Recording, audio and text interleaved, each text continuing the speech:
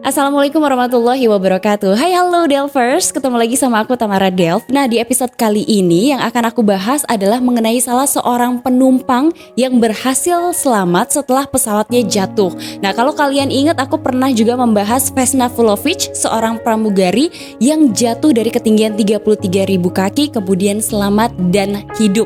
Kita akan langsung membahas mengenai salah seorang angkatan udara yang berasal dari Slovakia. Ia jatuh dari sebuah pesawat tapi kemudian berhasil selamat. Kita take off ke kronologi. Seseorang tidak akan meninggal sebelum ajalnya tiba. Hal itu ternyata terjadi pada salah seorang prajurit angkatan udara Slovakia bernama Martin Farkas. 16 tahun yang lalu terjadi bencana udara terbesar dalam sejarah militer Slovakia, yaitu kecelakaan yang terjadi pada sebuah pesawat Antonov AN-24. Pesawat milik Angkatan Udara Slovakia ini jatuh pada tanggal 19 Januari 2006. Pesawat tersebut jatuh di sebuah bukit berhutan sekitar 20 km dari Bandara Košice, tempat pesawat itu seharusnya mendarat. Pesawat yang digunakan adalah Antonov AN-24 yang merupakan pesawat baling-baling yang masih digunakan untuk keperluan militer, terutama bagi negara-negara bekas Pakta Warsawa. Salah satunya adalah Slovakia. Sedikit membahas dulu mengenai pesawat yang mengalami kecelakaan ini. Pesawatnya adalah Antonov AN-24 dengan 50 kursi. Pesawat angkut twin turboprop itu diproduksi pada tanggal 31 Oktober 1969. Pesawat itu diproduksi oleh Uni Soviet dan sedang membawa pasukan penjaga perdamaian Slovakia yang telah menyelesaikan tugas selama 6 bulan dalam misi perdamaian KFOR NATO di Kosovo. Rute penerbangan dari pesawat tersebut adalah Bandara Internasional Pristina, Kosovo menuju ke Bandara Internasional Košice, Slovakia. Pesawat AN-24 ini yang sedang membawa pasukan militer Slovakia lepas landas sore hari lewat dari pukul 5. Pesawat itu seharusnya mendarat di Bandara Košice pada pukul 19:40 malam waktu setempat. Tapi ternyata beberapa menit sebelum pendaratan pesawat itu hilang. Dan pesawat juga dinyatakan hilang kontak. Pesawat itu hilang pada upaya penyeberangan dari Hungaria menuju ke Slovakia. Setelah pesawat AN-24 itu dinyatakan hilang, seorang wanita bernama Michaela Farkasova ini tidak sabar sedang menunggu suaminya yang merupakan prajurit dan berada di pesawat AN-24. Ia tidak pernah mengetahui pesawat itu jatuh.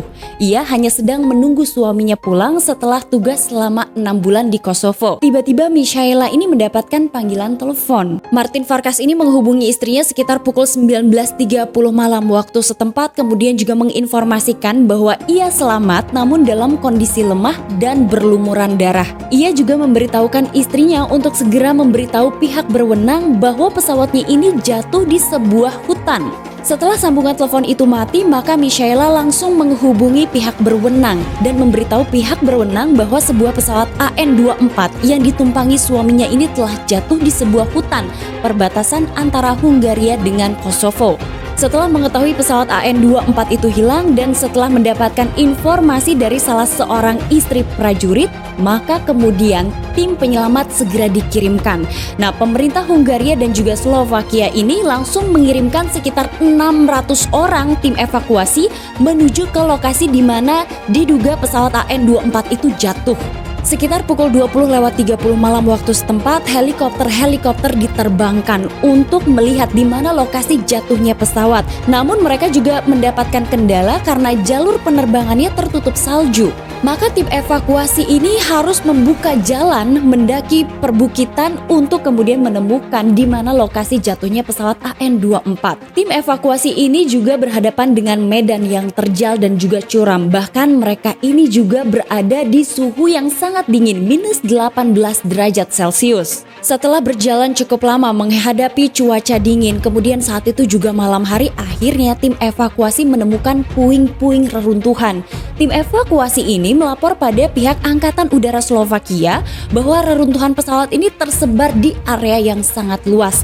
Bukan hanya puing-puing pesawat, tapi barang-barang dan para penumpang dalam kondisi meninggal juga ditemukan di jarak yang berjauhan. Pada saat sebagian tim evakuasi sedang melakukan pemeriksaan di lokasi kecelakaan, tiba-tiba saja mereka menemukan salah seorang penumpang yang selamat.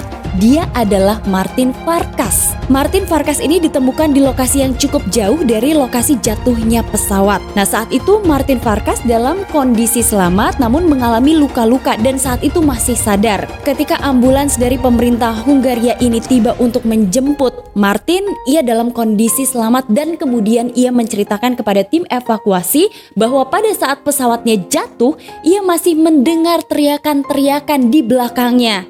Nah, maka saat itu tim evakuasi percaya bahwa masih banyak penumpang yang selamat setelah AN24 itu jatuh. Martin dilarikan ke rumah sakit dengan jarak 30 km dan sepanjang perjalanan ia dalam kondisi sadar. Tim evakuasi yang mendapatkan informasi dari Martin bahwa ada penumpang yang selamat dan sempat berteriak langsung menuju ke lokasi lain dari ditemukannya puing-puing. Namun harapan dari tim evakuasi ini segera pupus setelah melihat banyaknya korban di lokasi kecelakaan.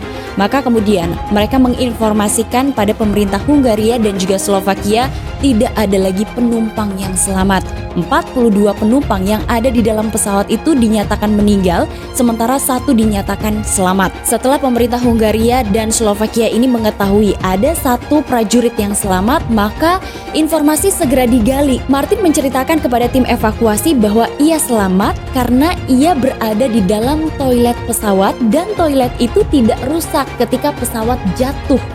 Nah, saat itu kemudian ia berusaha keluar dari pesawat dan berjalan di tebalnya salju, kira-kira setinggi lutut salju yang harus dihadapi oleh Martin untuk menemukan sinyal handphone. Ketika Martin berhasil menemukan sinyal handphonenya, ia langsung menghubungi sang istri. Maka setelah itu tim evakuasi juga langsung tertuju pada sebuah toilet yang ternyata kerusakannya tidak parah. Nah, karena Martin itu berada di dalam toilet sehingga ia berhasil selamat sementara para penumpang lainnya meninggal dunia. Namun ternyata ketika Martin ini tiba di rumah sakit, pihak rumah sakit menyampaikan bahwa memang Martin mendapatkan luka-luka, diantaranya adalah gegar otak, kemudian memar-memar di beberapa bagian tubuhnya. Bahkan pihak rumah sakit harus membuat Martin ini koma untuk dapat memulihkan kesehatannya. Pihak rumah sakit mengatakan mungkin Martin akan sembuh dalam waktu 15 hari. Nah, setelah sebelumnya pihak rumah sakit menyebutkan bahwa Martin akan sembuh dalam waktu 15 hari, tapi ternyata dalam waktu 4 hari Martin berhasil sembuh meskipun belum mengalami kepulihan seutuhnya. Martin saat itu bisa berkomunikasi, makan, berbicara, tapi ada satu hal yang tidak bisa ia lakukan, yaitu mengingat detik-detik ketika pesawatnya jatuh. Dan ia juga tidak ingat bagaimana dia tiba-tiba saja keluar dari puing-puing pesawat. Hal itu disampaikan oleh pihak dokter kemungkinan karena gegar otak yang dialami oleh Martin. Setelah Martin pulih, maka pihak pemerintah Slovakia dan Angkatan Udara Slovakia ini berusaha untuk memintai keterangan Martin selaku satu-satunya penumpang yang selamat. Namun pemerintah Hungaria dan Slovakia ini tidak memberikan atau membeberkan informasi yang disampaikan oleh Martin ke publik. Tim dokter rumah sakit mengatakan kepada publik bahwa ketika Martin Farkas ini selamat itu adalah sebuah keajaiban, terutama karena Martin mengalami cedera yang terbilang ringan dibanding 42 penumpang lainnya yang ditemukan dalam kondisi meninggal. Investigasi mulai dilakukan. Ada keterangan saksi mata yang menyebutkan bahwa mereka melihat sebuah pesawat terbang dengan sangat rendah, sekitar 600 kaki, hingga kemudian menabrak pepohonan dan jatuh. Beberapa hari setelah kecelakaan, bahkan Menteri Pertahanan Slovakia ini mengumumkan hari berkabung, sekaligus juga ia mengundurkan diri dari jabatannya. Informasi awal yang disampaikan oleh Badan Penanggulangan Bencana Hungaria, pesawat itu menabrak puncak pohon sebelum terbakar dan jatuh. Pesawat itu diduga jatuh pada saat bermanuver di antara perbatasan Hungaria dengan Slovakia. Pesawat itu jatuh, kemudian hancur dan terbakar. Setelahnya, beberapa puing-puingnya tertutup oleh salju. Namun ada pernyataan lain dari Menteri Pertahanan Hungaria yang saat itu menjabat. Beliau mengatakan bahwa pesawat itu tampaknya keluar dari jalur penerbangannya dalam kondisi cuaca yang buruk. Informasi yang beredar setelah jatuhnya pesawat Antonov AN24 ini simpang siur. Belum ada kejelasan, sementara keluarga korban segera menuntut ingin mengetahui apa yang sebenarnya terjadi pada penumpang pesawat AN24 tersebut. Pernyataan kemudian datang dari Komandan Angkatan Udara Slovakia. Ia menyatakan bahwa pilot terbang di sepanjang jalur penerbangan yang ditetapkan. Satu-satunya masalah adalah pesawat mulai turun terlalu dini.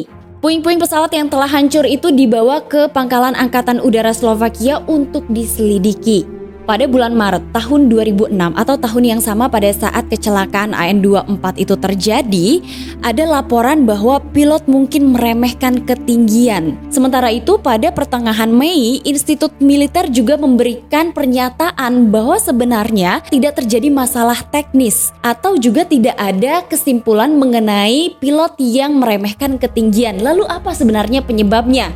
Nah, beberapa anggota keluarga dari pasukan militer ini menuntut mencari jawaban yang pasti mengenai penyebab jatuhnya AN24 yang ditumpangi oleh anggota keluarganya. Penyelidikan kecelakaan AN24 ini berjalan sangat lama.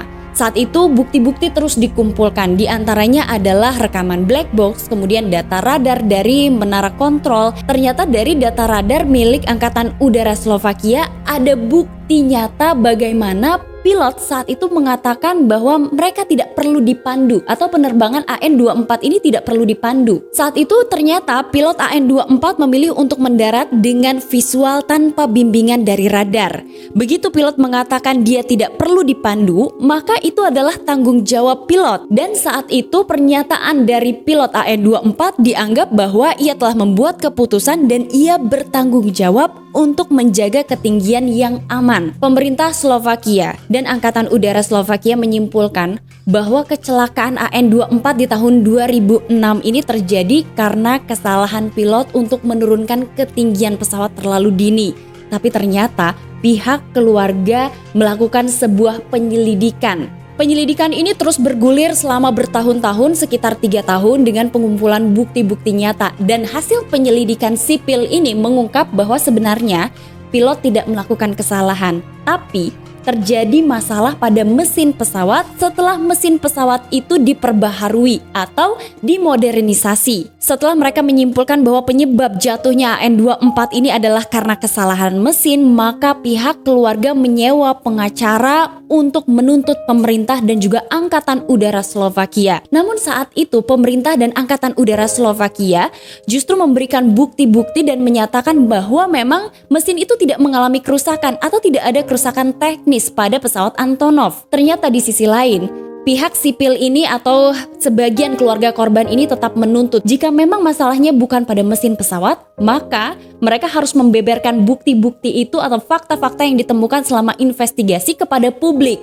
Nah, dari sanalah ada pembicaraan resmi antara negara dengan pihak sipil, yaitu anggota keluarga dari prajurit yang meninggal di kecelakaan Antonov AN24. Nah, pihak pemerintah ini memberikan bukti-bukti kepada keluarga korban, tapi secara tertutup. Semua informasi dan bukti-bukti yang didapatkan oleh pemerintah dan juga Angkatan Udara Slovakia ini jika terpublikasi atau jika mereka membukanya secara terang-terangan ke publik, hal ini justru akan membahayakan pemerintah Slovakia sendiri. Karena pesawat yang mengalami kecelakaan itu adalah pesawat militer. Setelah terjadinya kecelakaan pada pesawat Antonov AN24 milik Angkatan Udara Slovakia ini, peringatan untuk mengenang para korban terus dilakukan setiap tahunnya. Hingga pada peringatan 15 tahun bencana pesawat AN24 Angkatan Udara Slovakia, Martin Farkas ini ikut dalam upacara peringatan tersebut dan ia juga memberikan penghormatan terakhir kepada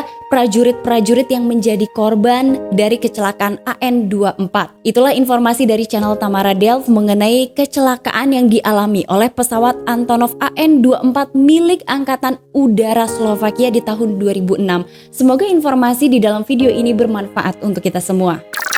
Hai halo Delvers, aku bakal langsung bacain 3 komen kalian. Tapi sebelumnya aku mau sedikit membahas pertanyaan-pertanyaan kalian seputar hasil investigasi dari kecelakaan pesawat-pesawat militer. Nah, kita belajar dari video yang tadi baru aja kita tonton bahwa pesawat militer yang mengalami kecelakaan ini biasanya hasil investigasinya tidak dipublikasikan karena itu adalah bentuk kerahasiaan negara. Nah, kalau sampai bocor ini bahaya, bisa diambil alih sama musuh, kemudian ketahanan negaranya menjadi porak-poranda. Nah, kurang lebih begitu. Kalau ada yang mau menambahkan boleh di kolom komentar ya. Kita langsung ke komen. Yang pertama adalah dari Kak Mi Phone Store. Halo Kak Tamara, nulisnya marah.